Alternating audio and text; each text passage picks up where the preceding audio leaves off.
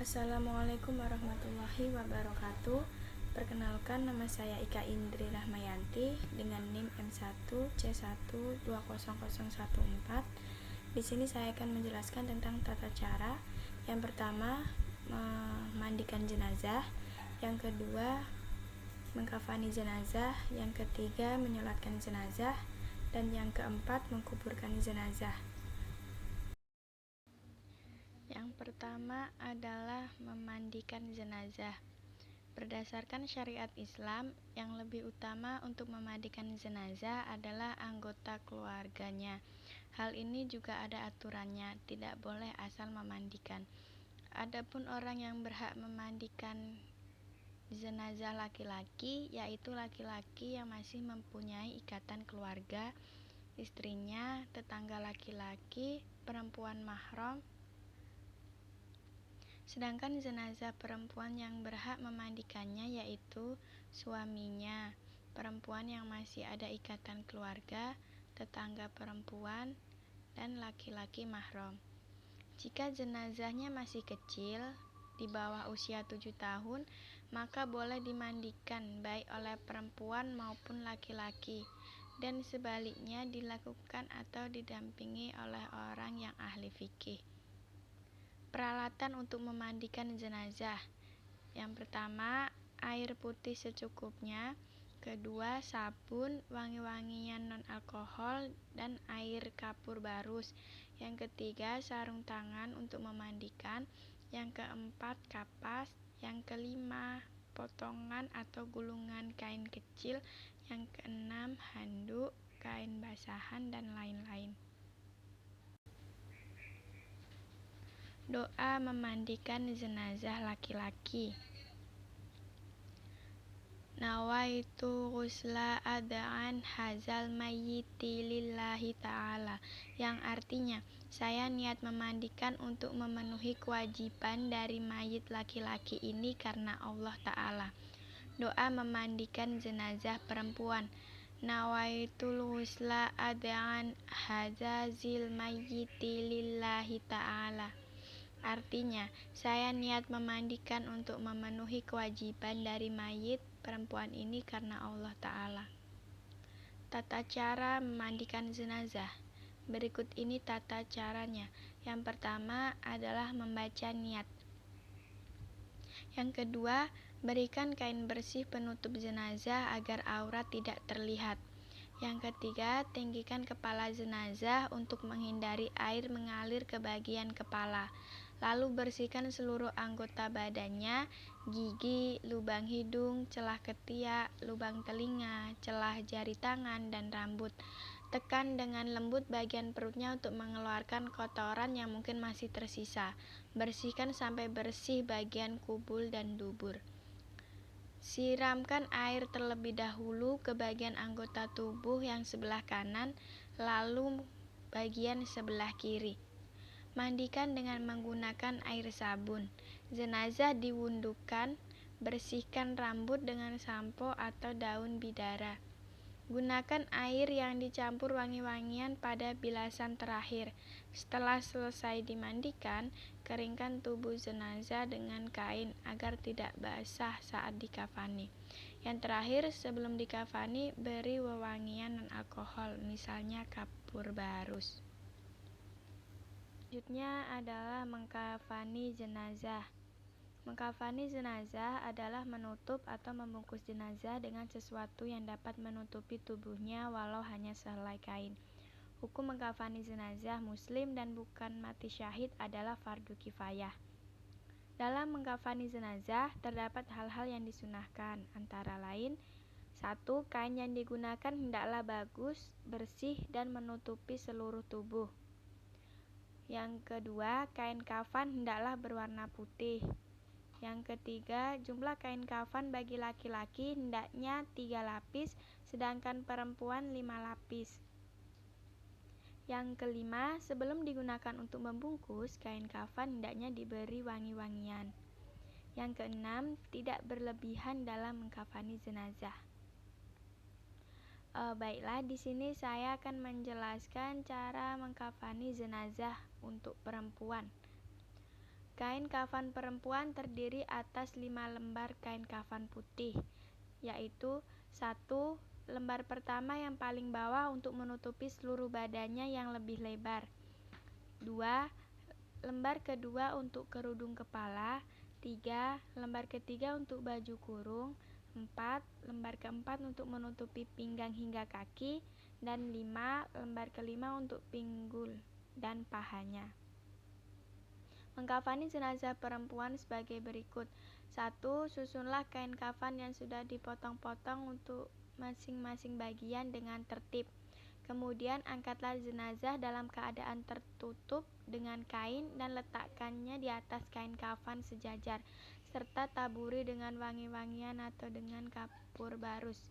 Yang kedua, tutup lubang-lubang yang mungkin masih mengeluarkan kotoran dengan kapas. Yang ketiga, tutupkan kain pembungkus pada kedua pahanya. Yang keempat, pakailah sarung. Cukup disobek saja, tidak dijahit. Yang kelima, pakaikan baju kurung, cukup disobek saja, tidak dijahit.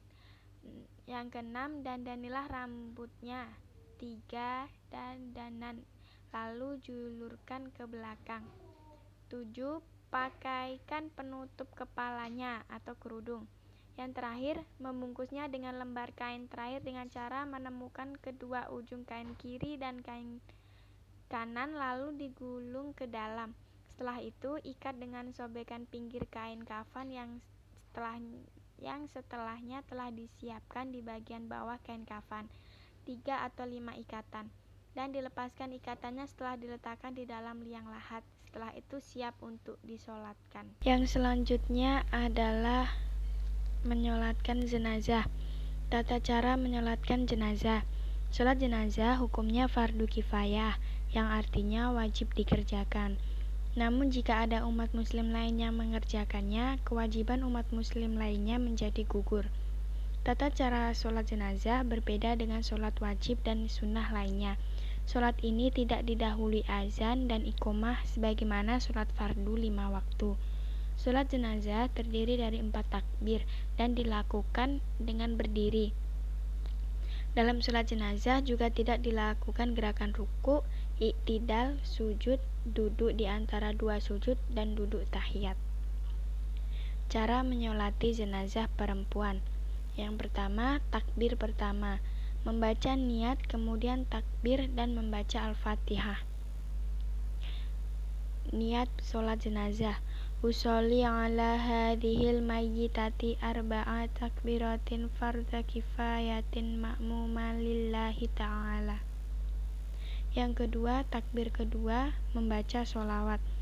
Allahumma sholli ala sayyidina Muhammad wa ala ali sayyidina Muhammad kama sholaita ala sayyidina Ibrahim wa ala ali sayyidina Ibrahim wa barik ala sayyidina Muhammad wa ala ali sayyidina Muhammad kama barakta ala sayyidina Ibrahim wa ala ali sayyidina Ibrahim fil alamina innaka hamidum majid. Kemudian yang ketiga, takbir ketiga, berdoa untuk jenazah. Allahumma ghfir laha warhamha wa'afiha wa'fu anha.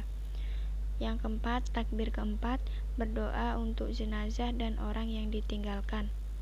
Allahumma la tahrimna ajraha wa la tahftinna ba'daha waghfir lana walaha. Yang kelima, salam. Mengucap salam sebagaimana sholat pada umumnya. Assalamualaikum warahmatullahi wabarakatuh. Itulah tadi tata cara menyolatkan jenazah. Yang kelima, salam. Mengucap salam sebagaimana sholat pada umumnya. Assalamualaikum warahmatullahi wabarakatuh. Itulah tadi tata cara menyolatkan jenazah. Yang selanjutnya adalah tata cara menguburkan jenazah secara singkat. Yang pertama, memperdalam galian lubang kubur agar tidak tercium bau jenazah dan tidak dimakan oleh binatang pemakan bangkai. Yang kedua, letakkan jenazah di tepi lubang atau liang kubur sebelah kiblat, kemudian di atasnya ditaruh papan kayu atau semacamnya dengan posisi agak condong atau miring agar tidak langsung tertimpa tanah. Kemudian di atasnya ditaruh semacam bata atau papan dari semen alam, posisi mendatar untuk penahan tanah timbun sehingga tidak mengenai jenazah langsung. Hal ini dilakukan jika tanahnya gembur seperti yang telah dijelaskan di atas. Yang ketiga, meletakkan jenazah dengan memasukkan kepala jenazah dari arah kaki kubur. Yang keempat, letakkan jenazah dengan posisi miring ke kanan menghadap ke arah kiblat dengan menyandarkan tubuh sebelah kiri ke dinding kubur agar tidak terlentang kembali. Setelah itu, yang kelima, para ulama menyarankan untuk menaruh tanah di bawah pipi jenazah sebelah kanan setelah kain kafannya dibuka dari pipi itu dan ditempelkan langsung ke tanah. Simpul tali yang mengikat kain kafan juga dilepas. Yang keenam, ketika memasukkan jenazah ke liang kubur dan meletakkannya dianjurkan membaca doa berikut.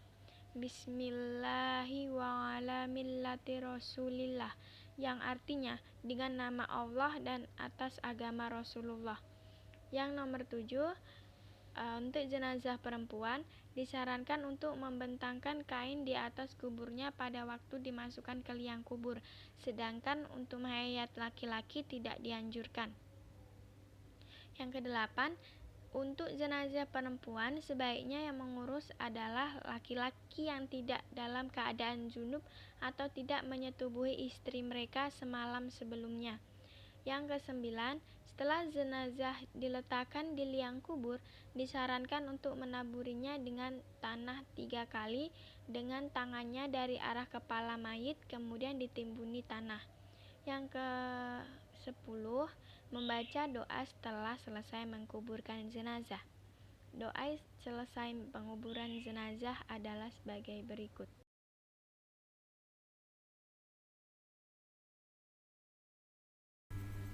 Mungkin itu saja yang dapat saya jelaskan. Lebih dan kurangnya saya mohon maaf. Saya akhiri. Wassalamualaikum warahmatullahi wabarakatuh.